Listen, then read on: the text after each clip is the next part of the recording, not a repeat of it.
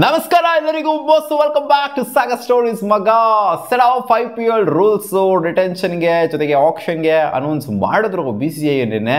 So hopefully ನೋಡಿರ್ತೀರ ಅಂತ ಅನ್ಕೊಂಡಿದ್ದೀನಿ. ಡಿಸ್ಪ್ಲೇ ಮಾಡ್ತೀನಿ ನೋಡ್ತಿರ್ಬೋದು. ಸೆಟ್ ಆಫ್ ರೂಲ್ಸ್ 8 ರೂಲ್ಸ್ಗಳನ್ನ ಹೊಸ ರೂಲ್ಸ್ಗಳನ್ನ ಫ್ರೆಶ್ ಆಗಿ ತರಾವರಿಯಾಗಿ ಬಿಟ್ಟಿದ್ದಾರೆ BCCI. ಅದರಲ್ಲಿ rule number 5 and rule number 6 ಏನಿದೆ ಇದು ಓವರ್ಸೀಸ್ ಪ್ಲೇಯರ್ಗಳ ಕ್ಯಾಟಗರಿಗೆ ಸಿಕ್ಕಾಪಟ್ಟೆ ಇಂಪಾರ್ಟೆಂಟು. ಈ ಹಿಂದೆ ಈ ರೂಲ್ಸ್ IPL ಹಿಸ್ಟ್ರಿಲೇನೇ ಇರಲಿಲ್ಲ. ಹೊಸದಾಗಿ IPLಗೆ ಹೊಸ ರೂಲು ಆ್ಯಡ್ ಆಗಿದೆ, ಅದು ಓವರ್ಸೀಸ್ ಪ್ಲೇಯರ್ಗಳ ವಿಚಾರದ ಬಗ್ಗೆ. ಸೊ IPLದು ಮತ್ತು ಅಂದರೆ BCCIದು ಮತ್ತು IPL ಫ್ರಾಂಚೈಸ್ಗಳದೆಲ್ಲ ಮೀಟ್ ಇತ್ತಲ್ಲ, ಓನರ್ಸ್ಗಳು ಮೀಟ್ ಇತ್ತಲ್ಲ. ಸೊ ಅಲ್ಲಿ ಈ ಮ್ಯಾಟು ಡಿಸ್ಕಸ್ ಆಗಿತ್ತು. ಓವರ್ಸೀಸ್ ಪ್ಲೇಯರ್ಗಳು ಸಿಕ್ಕಾಪಟ್ಟೆ ಟೀಕಾಂಚಲಿ ಮಾಡ್ತಾವ್ರೆ, ಪಿಕ್ ಆಗ್ತಾರೆ ಬರೋದಿಲ್ಲ, ಆ ಥರ ಮಾಡ್ತಾ ಇದ್ದಾರೆ. ಇದು ಒಂದು ವರ್ಷದ ಮಾತ್ರ ಅಲ್ಲ ಕತೆ, ಸುಮಾರು ವರ್ಷಗಳಿಂದ ಈ ಥರ ಹಾಕೊಂಡ್ಬಂದಿದೆ. ಕೈ ಕೊಟ್ಬಿಡ್ತಾರೆ ಪ್ಲೇಯರ್ಸ್ಗಳು, ಅವ್ರ ಮೇಲೆ ಸಿಕ್ಕಾಪಟ್ಟೆ ಭರವಸೆ ಇಟ್ಬಿಟ್ಟು ತೊಗೊಂಡಿರ್ತಾರೆ. ಒಂದು 2 ಕೋಟಿ 3 ಕೋಟಿ ಕೊಟ್ಬಿಟ್ಟು ಓವರ್ಸೀಸ್ ಪ್ಲೇಯರ್ಗಳನ್ನ ದೊಡ್ಡ ರೇಟ್ ಕೊಟ್ಬಿಟ್ಟು ತಗೊಂಡ್ರು ಕೂಡ ಕೈ ಎತ್ತಿರೋರು ಇದೆ ಉದಾಹರಣೆಗಳು. ಸೊ ಅವ್ರಿಗೇನೋ ಬೇರೆ ಕಮಿಟ್ಮೆಂಟ್ ಮಧ್ಯದಲ್ಲಿ ಬಂದ್ಬಿಡುತ್ತೆ. ಸೊ ಇಲ್ಲಿಗಿಂತ ಅಲ್ಲಿ ಜಾಸ್ತಿ ದುಡ್ಡು ಕೊಡೋ ಥರ ಏನಾದ್ರು ಆಯಿತು ಅಂದರೆ ಬೇರೆ ಲೀಗ್ನೋ ಅಥವಾ ಏನೋ ಕಮಿಟ್ಮೆಂಟ್ ಇರೋ ಥರ. ಸೊ ಆ ಥರ ಏನಾದ್ರು ಆಯಿತು ಅಂತ ಅಂದರೆ ಆಸ್ಟ್ರೇಲಿಯನ್ ಪ್ಲೇಯರ್ಸ್ಗಳು ಸುಮಾರು ಜನ, ಇಂಗ್ಲೀಷ್ ಪ್ಲೇಯರ್ಸ್ಗಳು ಸುಮಾರು ಜನ ಕೈ ಎತ್ತಿರೋದನ್ನ ನಾವು ನೋಡಿದ್ದೀವಿ. ಬರೀ ಆಸ್ಟ್ರೇಲಿಯನ್ಸು ಇಂಗ್ಲೀಷ್ ಪ್ಲೇಯರ್ಸ್ ಮಾತ್ರ ಅಲ್ಲ, ಬೇಜಾನ್ ಜನ ಎತ್ತಿದ್ದಾರೆ. ಸೊ RCBಗೆ ಬೇಜಾನ್ ಜನ ಎತ್ತಿದ್ದಾರೆ. ಆಡಮ್ ಜಾಂಪಾ, ಕೇನ್ ರಿಚರ್ಡ್ಸನು, ಇನ್ನು ಸುಮಾರು ಜನ ಎತ್ತಿದ್ರು. ಅದೇನೋ ಎಕ್ಸಾಂಪಲ್ ಕೊಡಬೇಕು, ಎಲ್ಲರಿಗೂ ಗೊತ್ತಿರೋವಂಥ ವಿಚಾರನೇ.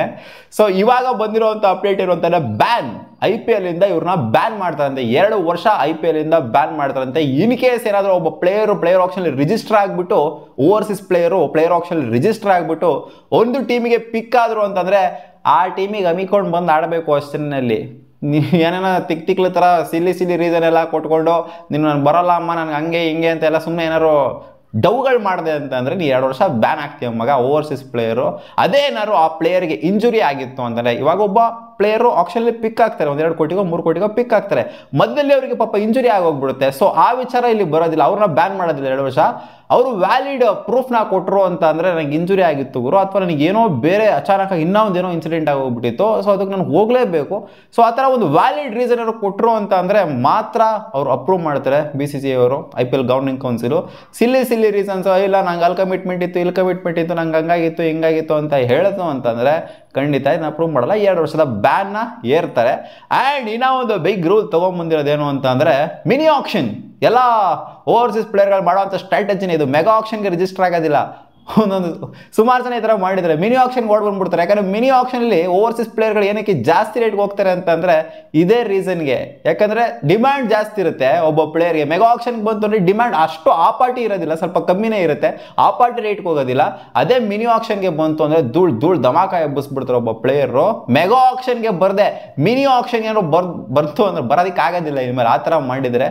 ಸೊ ಇವಾಗ ಹಿಂದೆ ಏನು ಮಾಡಿದ್ದಾರೆ ಪ್ಲೇಯರ್ಸ್ಗಳೆಲ್ಲ, ಸೊ ಅವರೆಲ್ಲ ಒಂದು ವ್ಯಾಲಿಡ್ ರೀಸನ್ ಇಟ್ಕೋಬೇಕು. ಏನಾದ್ರು ಇನ್ ಕೇಸ್ ಬರೋಕ್ಕಾಗಿಲ್ಲ ಅಂದರೆ, ಮೆಗಾ ಆಕ್ಷನ್ಗೆ ಆಡೋಕ್ಕಾಗ್ತಾ ಇಲ್ಲ ಅಂದರೆ ಇಂಜುರಿನೋ ಅಥವಾ ಏನೋ ಒಂದು ವ್ಯಾಲಿಡ್ ರೀಸನ್ ಇತ್ತು ಅಂದರೆ ಮಾತ್ರ ಅಲೋ ಮಾಡ್ತಾರೆ. ಇಲ್ಲ ಅಂದರೆ ನೀನು ಡೈರೆಕ್ಟಾಗಿ ಮಿನಿ ಆಕ್ಷನ್ ಬಂದ್ಬಿಟ್ಟು ರಿಜಿಸ್ಟರ್ ಆಗ್ತೀನಿ ಅಂತಂದರೆ ಸುಮಾರು ಸಲ ನೋಡಿದ್ವಿ. ಬೆನ್ ಸ್ಟೋಕ್ಸ್ ಆಗಿರ್ಬೋದು, ಇನ್ನು ಸುಮಾರು ಪ್ಲೇಯರ್ಸ್ಗಳು ಬಂದ್ಬಿಟ್ಟು ಮಿನಿ ಆಕ್ಷನ್ಗೆ ಡೈರೆಕ್ಟಾಗಿ ರಿಜಿಸ್ಟರ್ ಆಗೋದು. ಲಾಸ್ಟ್ ಟೈಮ್ ನೋಡಿದ್ದೀವಿ ನಾವು, ಮಿಚೆಲ್ ಸ್ಟಾರ್ಕ್ ಅವರೆಲ್ಲ ಬಂದ್ಬಿಟ್ಟು ಮಿನಿ ಆಕ್ಷನ್ಗೆ ಬಂದ್ಬಿಟ್ಟು ರಿಜಿಸ್ಟರ್ ಆಗಿದ್ದವರು.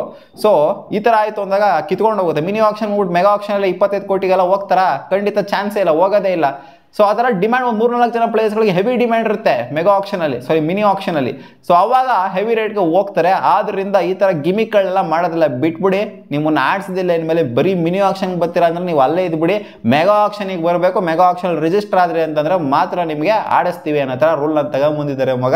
ಸೊ ಇದು IPL ಸ್ಟ್ರಿಕ್ಟ್ ಆಗಿದೆ ಸಿಕ್ಕಾಪಟ್ಟೆ ಓವರ್ಸೀಸ್ ಪ್ಲೇಯರ್ಗಳಿಗೆ. ಓವರ್ಸೀಸ್ ಪ್ಲೇಯರ್ಗಳು ರಿಜಿಸ್ಟರ್ ಆಗೋಕ್ಕಿಂತ ಮುಂಚೆ ಒಂದು ಸಾವಿರ ಸಲ ಯೋಚನೆ ಮಾಡಬೇಕಾದ್ರೆ IPL ಇಂದ ಬ್ಯಾನ್ ಆಗೋಗ್ಬಿಟ್ರು ಅಂತಂದರೆ ಮಾನ ಮರ್ಯಾದೆ ಪ್ರಶ್ನೆ ಆಗೋಗ್ಬಿಡ್ತದೆ ಅದು.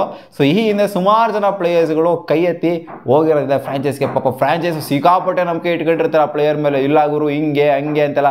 ಇಲ್ಲಿ ಬಂದು ಇಲ್ಲಿ ಇಂಜುರಿ ಆಗೋದು ಅದು ಸಪ್ರೇಟು, ಇಲ್ಲಿ ಇಂಜುರಿ ಆಗ್ಬಿಟ್ಟು ಅವ್ರು ಪಾಪ ಹೋಗೋದು ಅದು ಸಪ್ರೇಟು. ಬಟ್ ಅಲ್ಲೇ ಕೈ ಕೊಟ್ಬಿಡ್ತಾರೆ ಅವ್ರು, ಬರೋದಿಲ್ಲ ನಾನು, ಇವೇನು ಬೇಕಾರೋ ಯಾರನ್ನ ಬೇಕಾರೋ ಆಡಿಸ್ಕೊಳ್ರಿ, ಯಾರನ್ನ ಬೇಕಾದ್ರೂ ರಿಪ್ಲೇಸ್ಮೆಂಟ್ ತಗೊಳ್ರಿ ಅಂತಾರೆ ಹೇಳ್ಬಿಡ್ತಾರೆ. ಸೊ ಅದು ಸಿಕ್ಕಾಪಟ್ಟೆ ಫ್ರಾಂಚೈಸಿಗಳಿಗೆ ಇಂಪ್ಯಾಕ್ಟ್ ಆಗುತ್ತೆ. ಸೊ ಇದಕ್ಕೆ ಒಂದು ಒಳ್ಳೆ ರೂಲ್ನ ಮಾಡಿದೆ, 2 ಒಳ್ಳೆ ರೂಲ್ನ ಮಾಡಿದೆ BCCI. ನಿಮಗೆ ಏನು ಅನಿಸ್ತಾ ಇದೆ ಈ ಓವರ್ಸೀಸ್ ಪ್ಲೇಯರ್ಗಳ ರೂಲು? ಇದು ಹಿಂದೆನೇ ಬಂದಿರಬೇಕಾಗಿತ್ತು, ಯಾವುದೋ ಜಮಾನ್ದಲ್ಲೇ ತಂದಿರಬೇಕಾಗಿತ್ತು. ಬಟ್ ಇದು ಟೂ ಲೇಟೇನೆ, ಬಟ್ ಆದರೂ ಇನ್ನು ಮುಂದೆ ಇರುತ್ತಲ್ಲ, ಇದಕ್ಕೆ ಖುಷಿ ಪಡಬೇಕಷ್ಟೇ ಫ್ರಾಂಚೈಸಿಗಳು. ಸಿಗೋಣ ಮುಂದಿನ ವಿಡಿಯೋದಲ್ಲಿ ಗಾಯ್ಸ್. ಶುಭ.